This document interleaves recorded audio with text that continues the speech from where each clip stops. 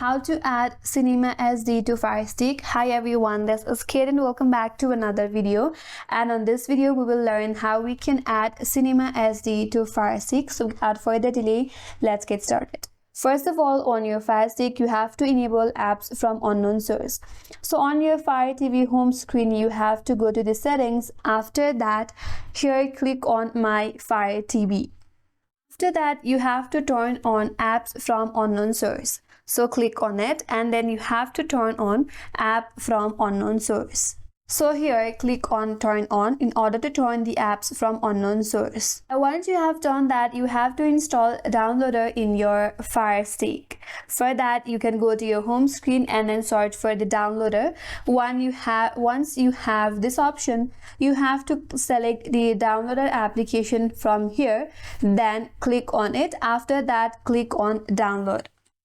Once the downloader is installed, you have to open up the downloader in your device, and when prompted, allow it to access files on your device too.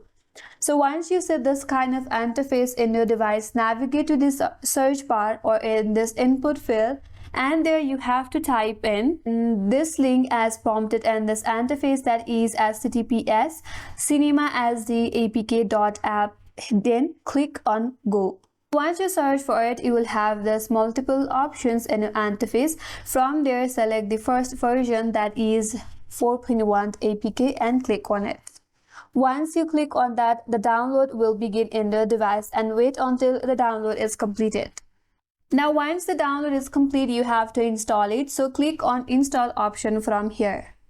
Once the installation is complete, now you can click on done or open to launch the application. If you selected done, now you can delete the APK file from the downloader to save your storage.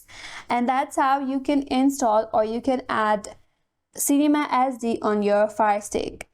And that's all for today's video. Hope this video was helpful, and if you are new to our channel, consider subscribing. Thanks for watching and stay tuned for more videos.